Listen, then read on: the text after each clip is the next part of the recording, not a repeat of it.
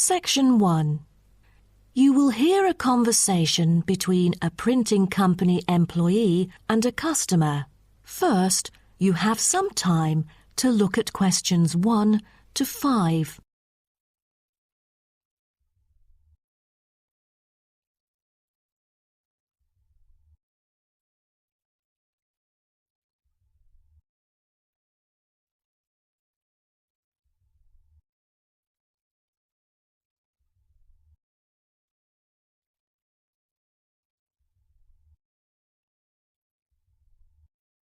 You will see that there is an example which has been done for you. On this occasion only, the conversation relating to this will be played first. Good afternoon. Welcome to Matrix Printing. I'm John Smith. How can I help you? Good afternoon. I'm here to reprint a brochure for our hotel. There are some pages that need revising. The customer says the brochure sample needs revising. So, brochure has been written in the space. Now we shall begin. You should answer the questions as you listen, because you will not hear the recording a second time. Listen carefully and answer questions 1 to 5. Good afternoon. Welcome to Matrix Printing. I'm John Smith. How can I help you? Good afternoon. I'm here to reprint a brochure for our hotel. There are some pages that need revising. Sure. How may I address you? Oh, I'm Mary Jane from Central Hotel Chains. Nice to meet you. I've got samples of the previous version. I assume it is your company's advertising brochure. Yes. What exactly is the problem? Well, it was printed the year before, so some of the information is already out of date. There are also a couple of problems with the layout. Firstly, the letters of the address on the front page are far too small. It's hard to see when glancing at the cover. How big do you need it to be? Increase the letters by 3 font sizes. Just a minute. Let me take notes of your requirements. Okay, what else needs changing? The information regarding the pool should be deleted because it is currently under renovation and is not available. So, all of the relevant descriptions on page 2 should be removed? What do we replace it with? We can't just leave the whole page blank. Just fill it in with the introduction of our newly opened gym. I've included all the relevant information here in this flash drive. Let me check. I see. No problem then. What is also bothering us is that the description under the top photos on page 4 is incorrect. The word lounge needs to be replaced with reception. Fully noted. Is that all? No, there is more. Turn to page 5. We feel that showing merely the picture of our exterior and interior decoration does not fully represent the appeal of our hotel. On second thought, we've decided to use a picture with the view of the hotel. Do you have the original copy of the picture? Yes, it is also enclosed in the flash drive. Okay, we'll re-edit the whole layout of the photos. Great. Before you hear the rest of the conversation, you have some time to look at questions 6 to 10.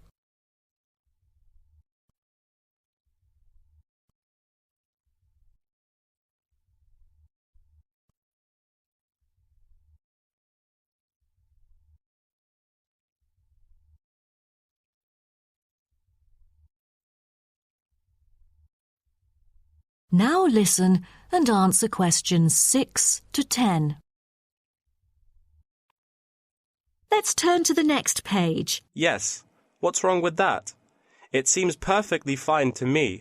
At first sight, it seems fine, but according to the feedback of the customers, the prices do not stand out. So, we want to change the print from black to red to make it pop out. Okay, I've made notes of all of your requests. Is there anything else?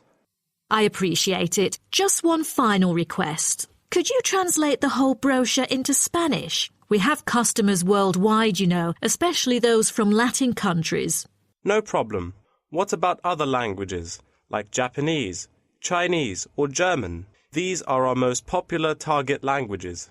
I have to ask the manager about the Chinese version. There's been a surging number of Chinese clients during recent years. However, we don't need German or Japanese translations, as we currently don't have many customers from those two countries. Sure, just keep me updated. So, roughly, when could we get the revised print? We need it before the end of July. It's late June now. Roughly, it'll take 3 weeks to re-edit. So it will definitely be ready before the deadline. Great. To where shall we send the samples? The address is number 9 Green Drive, Clifton, NY 21300. How do you spell Clifton? CLIFFTON, Clifton.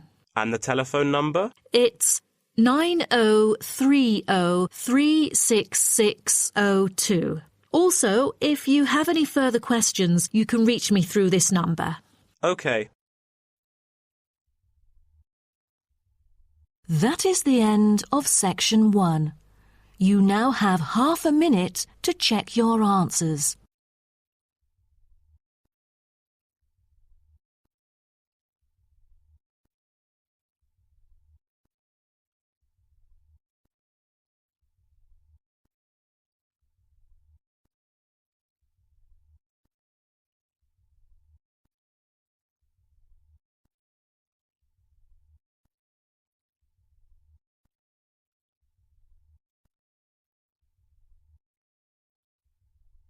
Now turn to section 2. Section 2.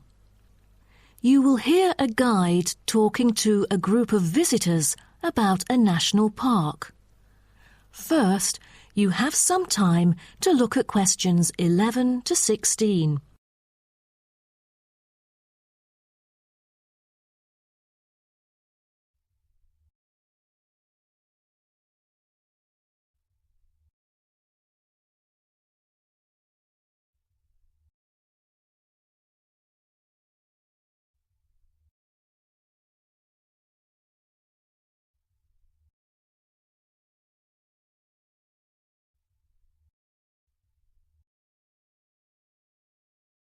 Now listen carefully and answer questions 11 to 16. Welcome to Byron National Park. I am Jim Carson, your tour guide for the trip. First, I'd like to give you some basic information about the park. Covering 7,000 acres of land and spanning across 3 states, Byron National Park was established to protect the area's most spectacular scenic values. With unique geological features, natural history, and native plant and animal life, it is an ideal destination for recreation as well as research purposes. The park has a breathtaking waterfall connecting the longest river in the country, but it is most renowned for having the largest subtropical rainforest worldwide. There are many layers of tall, medium, and low vegetation growing with seasonal variations in the park. It is a place where the air seems green. Ardent hikers can find an awesome array of options here. Apart from the dense green rainforest, tourists can also hike along the mountain trail. Despite the stunning view, taking photos is not advised on the way up, I'm afraid, as one might get distracted and the narrow trail by the sheer cliff is quite dangerous. When you reach the top of the mountain, there is nothing better than having a picnic under the trees with your family. Accompanied mostly by wildlife, walkers as well as cyclists may find the bush track a good choice for having a tranquil time to themselves. As your tour guide, I suggest that only expert hikers take the creek circuit, because its beautiful and inspiring scenery through the subtropical jungle is paralleled by its physical challenges. A list of transport is available within the park. Bicycles are a popular choice, as it is the most flexible way to get around. Electric trams are temporarily closed for maintenance. Boat trips down the river are an ideal way to spend a tranquil afternoon. Rest assured that transport within the park is covered in the bill. Extreme sports is another highlight of the park. There are, for adventurous grown-ups, especially those who are comfortable with having a racing heart, scary as it may sound, it is actually safe to participate in extreme sports under strict instructions and close supervision. Abseiling is available regardless of the weather. It is a fun way to overcome fear of heights, gain new skills, and get an adrenaline rush. Bungee jumping and paragliding are also available, except for during the summer. At this point, you might worry about meals here. Well, even though there is only one restaurant in the park at the moment, the variety of dishes is astonishing. There are 2 meals included in the price. Just get your meal ticket at the reception before dining. Also, there is no need to make reservations or worry about availability, since there are plenty of tables. Before you hear the rest of the talk, you have some time to look at questions 17 to 20.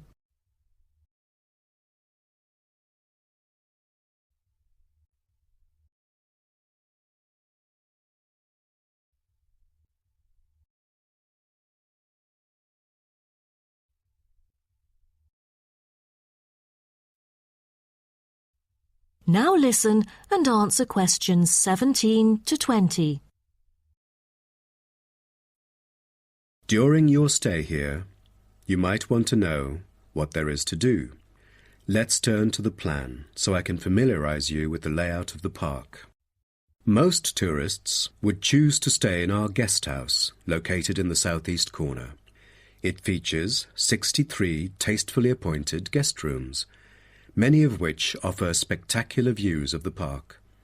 You'll find a home away from home at our guest house. But for those who want to experience the natural beauty up close, there is also a campsite. When you get out of the guest house, go straight ahead, turn right at the end of the road. To your left, there is a campsite amongst the trees where you could spend a night under the stars together with owls and chipmunks. If you look at the top left of the plan, you will notice a picnic area. You can either bring your own food, or we can deliver food to you. Barbecue is an option. The business centre is situated directly opposite the picnic area. It provides flexible, fully serviced offices, conferencing suites, meeting rooms, and is equipped with the latest multimedia facilities. Wired, as well as wireless, high-speed internet is available within the entire premises.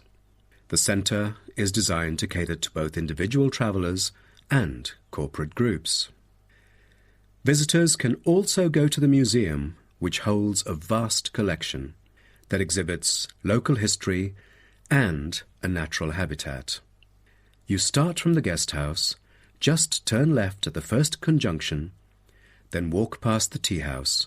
Turn right. You'll see the museum after making the third right. Have you found it? Pretty easy, right? To spend a delightful afternoon with a book and a fresh cup of coffee, you can go to the only cafe in the park. From the guest house, you go straight, then take the second right, and you'll see the cafe right in front of you. You might want to check out our all-season tennis court, which offers instruction for all ages and skill levels. It is located right opposite the cafe. That is the end of section 2. You now have half a minute to check your answers.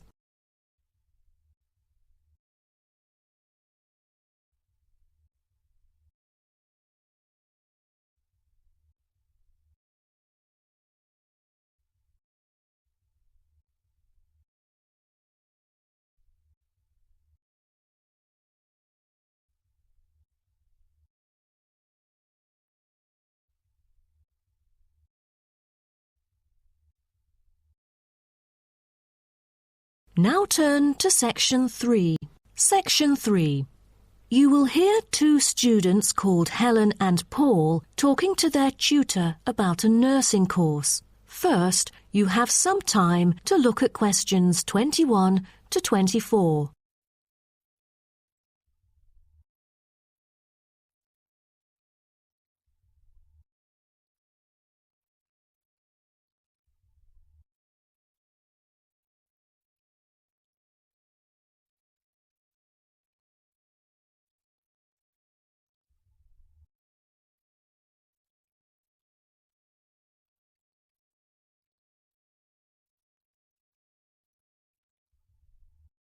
Now, listen carefully and answer questions 21 to 24. Helen and Paul, congratulations to you both for doing so well the past semester. You two have exhibited an impeccable performance during your first year in the nursing program. I'd like to get some feedback from the two of you to better improve the program and to provide guidance for our prospective students. I'd like to start with you, Helen. So, first of all, which aspect of the program impressed you? Well, to be honest, when I was enrolled into the course, I was expecting a group of classmates my age. But as I stepped into the classroom for the first time, I was surprised by the diversity. Most were in their 20s, but there were also those in their 30s or even 40s. As it turns out, the intergenerational communication has sparked intense debate and new thinking, and I think that's something special about the programme that I appreciate very much. What about you, Paul? What do you think of the programme? For me, the group project we carried out last semester is another key feature of the program. The whole class was divided into 8 different groups, working on 8 prospective cases. Team-building sessions were conducted in a collaborative way most of the time. Comprised of 5 members, our group studied acute pancreatitis. During the process, we broke the task into different parts and assigned them to each member. We were then able to tackle the complex problem by pooling our knowledge and skills. More importantly, stronger links were established between the group members. Because of the project, we've all become good friends. That's true. According to graduates, group projects prepare them for the work world in which teamwork and collaboration are increasingly the norm. So tell me, Paul, what else do you like about the program? I want to be a registered nurse working in a public hospital after graduation. So the internship provided is a valuable opportunity for clinical practice in a supportive learning atmosphere. However, I was amazed by the amount of written assignments, since I thought the course should have focused more on practice-oriented learning. Well, I have to disagree with you, Paul. The essays demonstrate your understanding of the course. For me, writing essays is a process that involves critical thinking, which challenges me to develop my points more thoroughly. I thus managed to gain a diversity of perspectives. The program is designed to deliver basic and advanced theoretical knowledge of core concepts, including healthcare systems concepts, together with practicum or clinical practice experience to bridge the classroom content to the practice setting. So, I'm afraid written work is unavoidable. Also this year, we've added a module of law. How do you feel about that? At first, we felt that learning law is kind of redundant and too time-consuming. After a few sessions, we realised that it is necessary in dealing with future medical disputes. Before you hear the rest of the talk, you have some time to look at questions 25 to 30.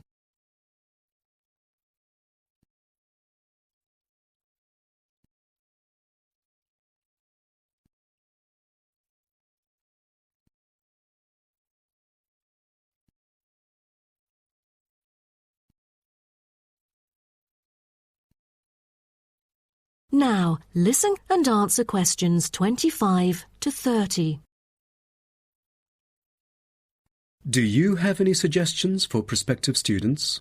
What bothers me most is handing in essays on time. I almost missed the deadline once because there were 3 essays due within the same week, so rationalizing your time is critical. Well, that's true. The lectures deliver so much useful information. I have poor memory, so I kept making notes and revisiting them on a regular basis. To my surprise, at the end of the semester, I have learnt the key concepts by heart. How was the research? I heard that it was quite challenging. How did you manage to overcome the difficulties? That's true. The majority of us had no clue how to carry out the research at first. Fortunately, when I was digging up reference materials at the library, I sought help from the librarian. She taught me about finding the appropriate resources and choosing the proper research methods. Have you checked out the online forum?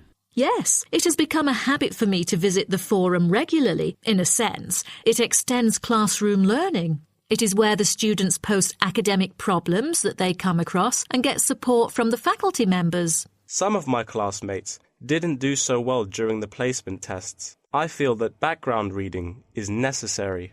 Lastly, do you have anything to say to the freshmen?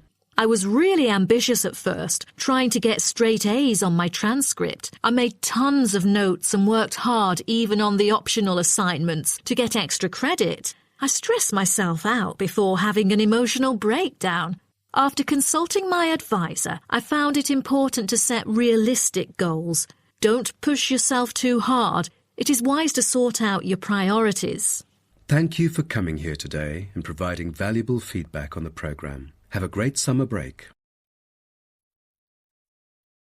That is the end of Section 3. You now have half a minute to check your answers.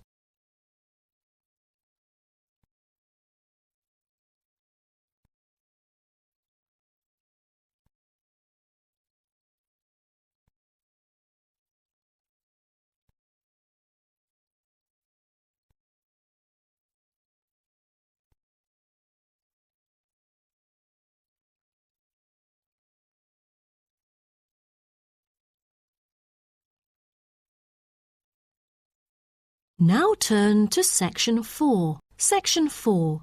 You will hear part of a lecture about African penguins. First, you have some time to look at questions 31 to 40.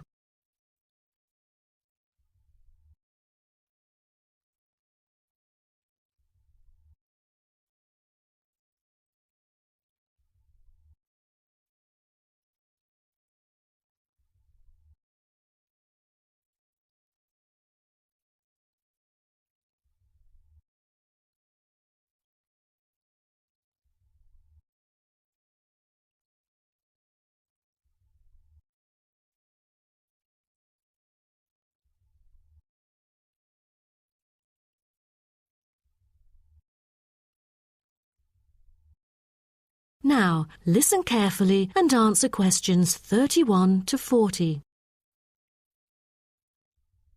Good morning, everyone. Today's lecture is about a type of adorable animal, the penguin. When you think of penguins, you may picture them surrounded by snow and ice. But not all penguins live where it's cold. African penguins live in the southern tip of Africa. They are usually found within 40 kilometres of the shore and on a number of its surrounding islands. African penguins are also known as jackass penguins because they make donkey-like braying sounds to communicate. African penguins can keep their body temperature at a stable level, but their land habitat can get quite warm, so there are a number of ways for them to stay cool. They limit their daylight movements on breeding sites on land to early mornings and early evenings to avoid too much sun. The pink glands above their eyes can help them cope with the temperate climates. Like other penguins, African penguins spend most of the day feeding in the ocean, which also helps keep them cool. Being a type of small to medium-sized penguin species, African penguins average about 60 centimetres tall and weigh up to 3.6 kilograms. They have a black stripe and a pattern of unique black spots on their chest. Males are larger than females and have larger beaks. Even though they are categorized as birds, African penguins aren't able to fly because of their heavy bones. Their wings are more like flippers that make them particularly suited for life in the water. When they're on land, their flippers and their tails help them keep their balance and walk upright. African penguins begin to breed at the average age of 4. When a male and female pair up, they tend to breed together for the rest of their lives. Most other penguins nest and lay their eggs out in the open, but African penguins have a different approach. They dig holes under bushes out of their own excrement, called guano, so they are sheltered from the sun and predators. The African penguins survive on a diet that is comprised mainly of marine organisms. They feed primarily on fish like sardines, along with the occasional squid and shellfish. But when normal food is in short supply, they eat tree roots as well. The streamlined body of the African penguin allows it to move through the water like a rocket, capable of reaching a speed of around 20 kilometers per hour when hunting for food.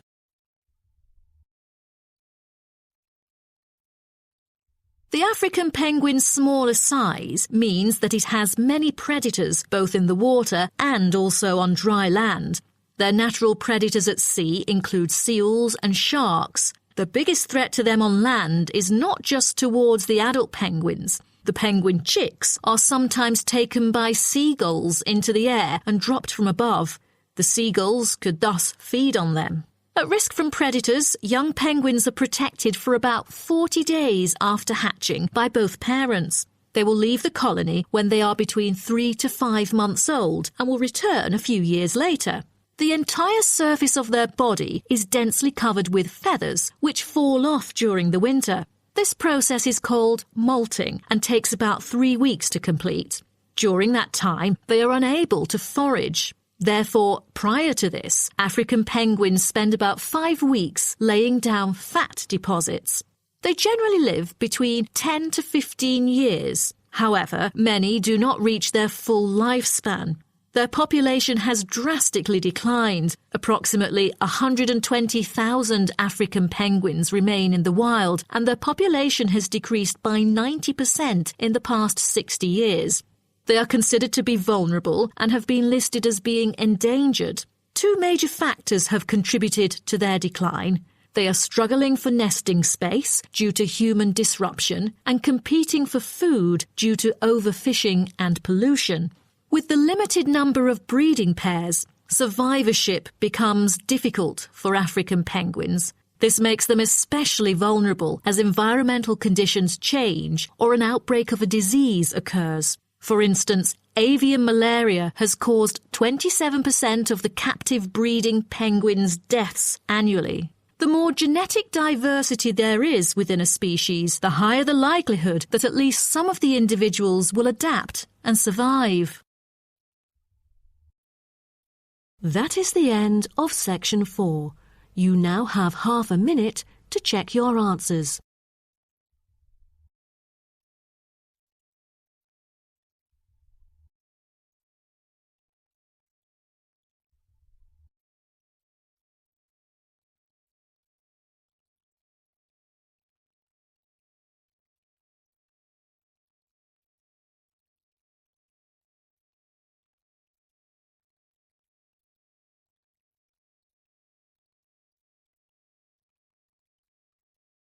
That is the end of the listening test.